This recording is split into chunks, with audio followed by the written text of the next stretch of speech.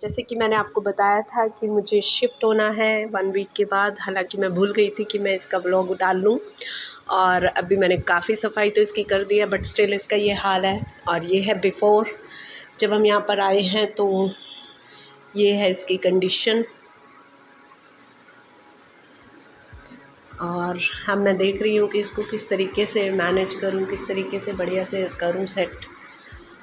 और ये देख रहे हैं आप, दीवारें बहुत ही बुरी हालत में हैं, but what we can do, हमें कुछ टाइम के लिए ही रहना है। और इस तरीके से है, यहाँ पर इन्होंने ऐसा किया हुआ है। और यहाँ पर बाथरूम इस तरीके से यहाँ पर जा कर के है। स्कैरी है ना, लेकिन चलो देखते हैं कि हम इसको अब सुंदर कैसे बना सकते हैं। यह इसकी किचन, अभी शुरुआत इसकी ऐसे है।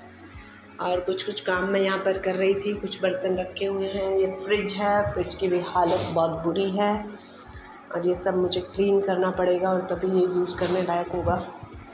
और ये मैंने स्टार्ट किया था कुछ थोड़ा बहुत। और ये बर्तन है, और यू नो कि जब तक हम खुद अपने हाथ से क्लीन नहीं करते तब तक जो है वो तसल्ली नहीं होती। चलिए फिर मैं ये सब क्लीन करके फिर आपको दिखाती हूँ।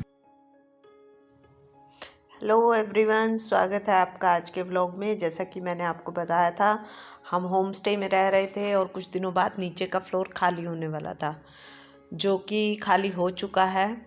और अब मैं उसमें शिफ्ट होने वाली हूँ। जैसे कि आपने स्टार्टिंग से ही देख लिया, वो उसकी एंट्रेंस थी, रेड कलर की सीढ़ियाँ। और ये कुछ घर है जो काफ़ी 80% तो मैं ऑलरेडी सफाई कर चुकी हूँ, क्योंकि मुझे ध्यान ही नहीं रहा कि मैं इसको शूट कर लूँ। तो काफ़ी सफाई के बावजूद भी इसकी हालत ये है, बहुत बुरी। अब आप कहेंगे कि मैंने इतनी बुरी हालत का क्यों लिया, क्योंकि मेरे पास कोई ऑप्शन नहीं था। इसमें ऑलरेडी कुछ लोग रह रहे थे, कुछ बाद में पता चला कि 6-7 लड़कियां इसमें रह रही थी, और उन्होंने जो इसमें गंद मचाया हुआ था। और फिर दूसरा क्या है कि मैं इसको, क्योंकि वो लोग रह रहे थे, तो मैं इसको उनके रहते हुए देख नहीं सकती थी।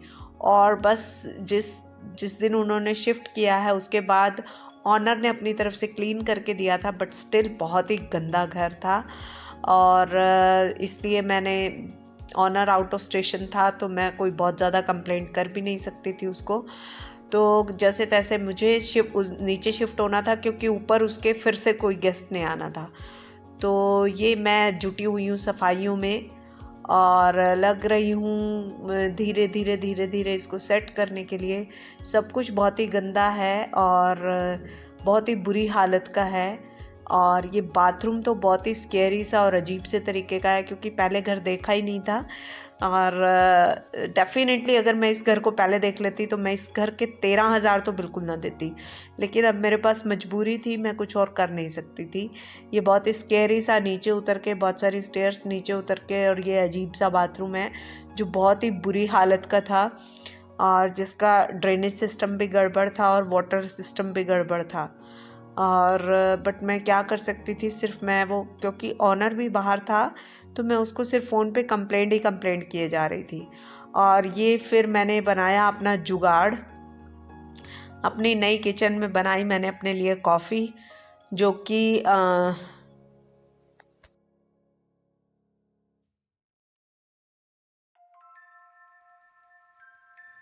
मैंने बनाई थी मिक्सी में। अगर आपके पास टाइम थोड़ा है और आप अच्छी जागदार कॉफ़ी लेना चाहते हैं तो मैं कह सकती हूँ कि आप इसे एक हैक की तरह यूज़ कर सकते हैं। कुछ नहीं करना है, थोड़ा सा आपने अपना कॉफ़ी पाउडर डालना है, चीनी डालनी है, और 1-2 चम्मच गर्म पानी डालना है, और मिक्सी में इसको ब्लेंड कर लेना है।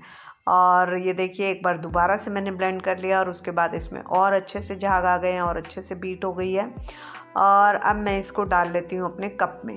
और अब इधर मेरा दूध भी उबल रहा है, और ये कुछ बिस्किट्स की वैरायटी मैं लेकर के आई थी। पास ही एक ग्रोसरी शॉप थी, तो ये था कि बहुत थके हुए हैं, खाना तो बनेगा नहीं, लेकिन चाय के साथ बिस्किट चल जाएंगे।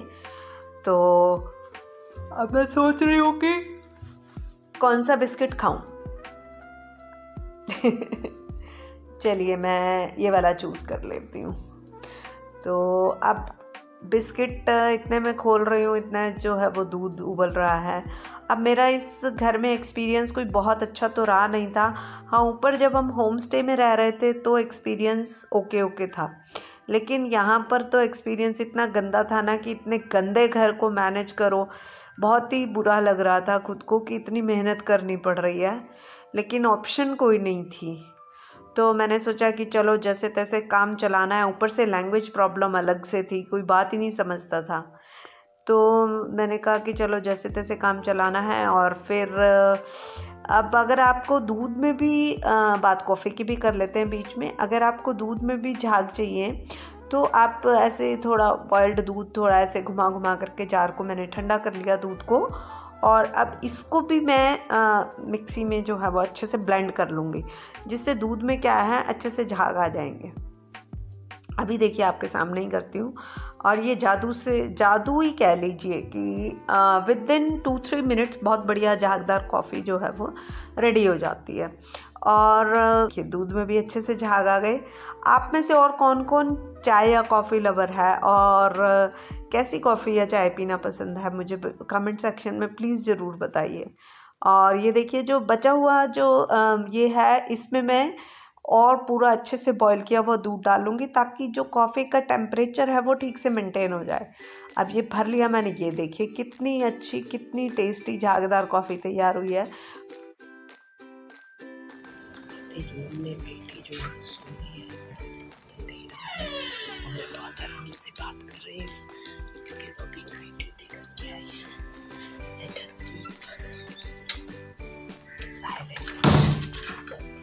ओके, अब मैं अपनी चेयर लेती हूँ और चेयर लेकर के बैठते हैं बाहर। I want to take the नज़ारा ऑफ बाहर का, बट यू नो बहुत ज़्यादा अच्छा नज़ारा नहीं है, बट एटलीस्ट फ्रेश एयर तो है ना। ये देखिए मैं आपको दिखाती हूँ। और ये जहाँ पर मैं खड़ी थी वहाँ से बिल्कुल सामने का नज़ारा है। ये जो विंडोज़ नज़र आ रही हैं ये हमारे पड़ोसी की थी। साउथ इंडिया में बिल्कुल अलग तरीके के घर बनते हैं, बाकी एरिया का तो मुझे पता नहीं, पर पौंडीचेरी में तो एटलीस्ट मैंने यही देखा कि घर जो है वो बहुत ज़्यादा कंजस्टेड, पड़ोसी का घर और आपका घर बिल्कुल एक दूसरे के अंदर घुसे हुए होते हैं। और लगभग हर घर के आगे लोहे का दरवाज़ा ज़रूर होता है, और जो मेन गेट है, मेन गेट के भी छोटा ही होता है। नॉर्मल दरवाजे से भी मुझे तो छोटा ही लग रहा था, क्योंकि थोड़ा ऊंचा, थोड़ा अंदर जा कर के दहलीज टाइप जो है वो बनाते हैं वहाँ पर, तो प्रॉपर चौखट होती है। तो ये देखिए ये इस तरीके की एंट्रेंस है और लाल रंग की सीढ़ियाँ, मतलब इस तरीके का मैंने वहाँ पर नोटिस किया कि थोड़ा कलर ब्राइटनेस ज़्यादा। अब ये देखिए लगभग 2-2.5 फुट का एरिया छोड़ करके चारों तरफ, और फिर घर बना हुआ होता था। ये हमारी गैलरी और वो पड़ोसियों की गैलरी, यानी पड़ोसियों में और हमारे में लगभग बस 4 फुट का फासला। और ये इस तरीके से ऊपर आने के बाद सीढ़ियों से ये बस एक कह लो घर की एंट्रेंस थी, जिसमें ये जाली का दरवाज़ा जो बहुत ही भारी था, जिसे मैंने परमानेंट खुला ही रख दिया था।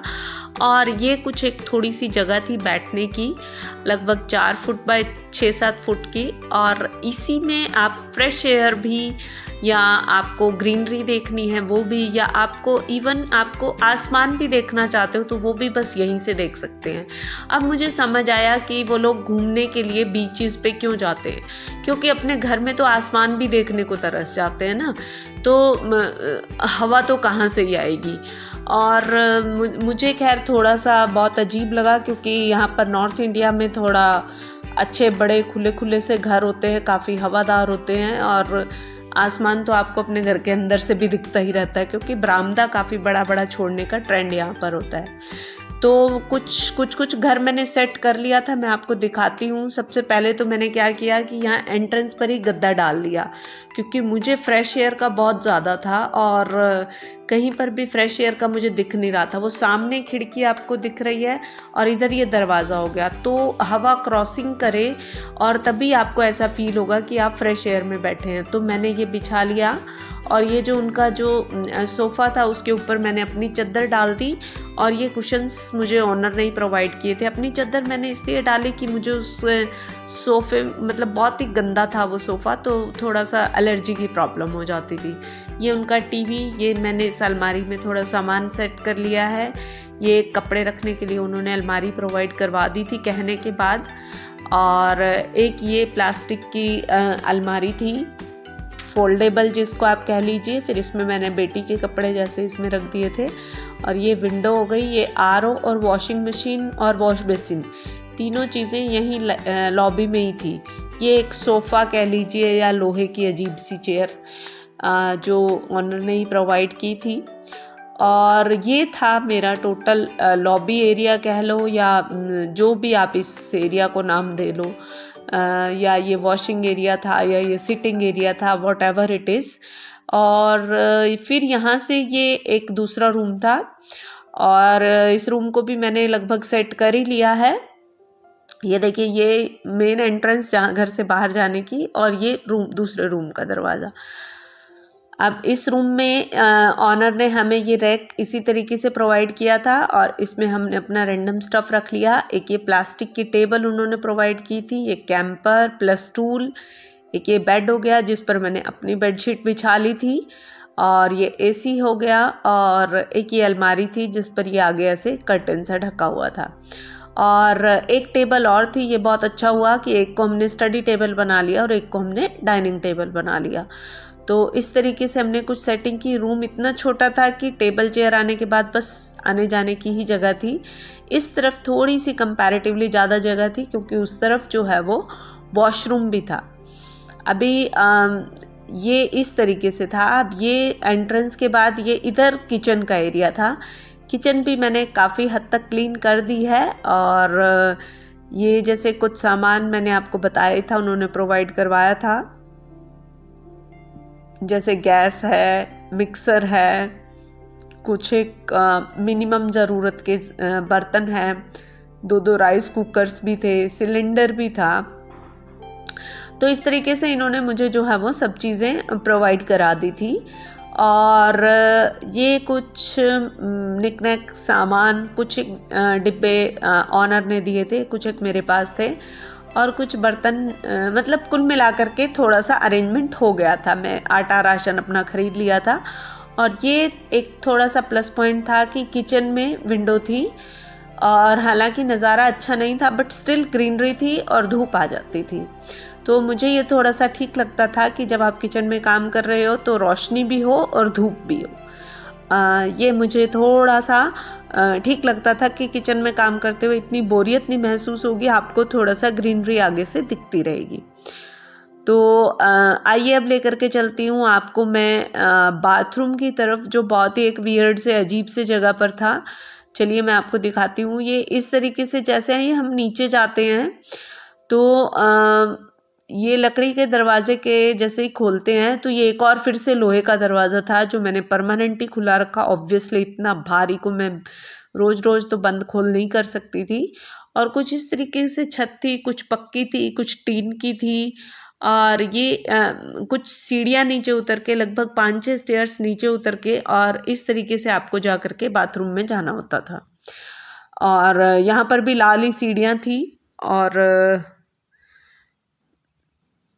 ऑकवर्ड सा और वियर्ड सा पोजीशन था, जैसे थोड़ा सा डरावनी फिल्मों में होता है, बट इट्स ओके। यहाँ पर एक विंडो भी थी जहाँ से थोड़ा सा एयर आती थी, तो मुझे ये थोड़ा सा प्लस पॉइंट रखता था कि चलो एटलीस्ट लाइट तो आ रही है। तो अगर मुझे उस कमरे में लाइट चाहिए होती, वो भी बहुत थोड़ी थोड़ी, तो इस दरवाजे को खुला रखने से थोड़ी थोड़ी सी लाइट आ जाती थी। और ये हम लोग करने गए डिनर, जो कि था पौड़ी इडली। ये एक बड़ी सी इडली के ऊपर घी और कुछ मसाला और ये चटनी और साउथ इंडियन कॉफ़ी, वो मैं कैसे भूल सकती थी। तो अगर आपको मेरा व्लॉग पसंद आया तो प्लीज़ चैनल को लाइक शेयर सब्सक्राइब ज़रूर कीजिए। कल फिर मिलते हैं एक नए व्लॉग के साथ। तब तक के लिए बाय, टेक केयर।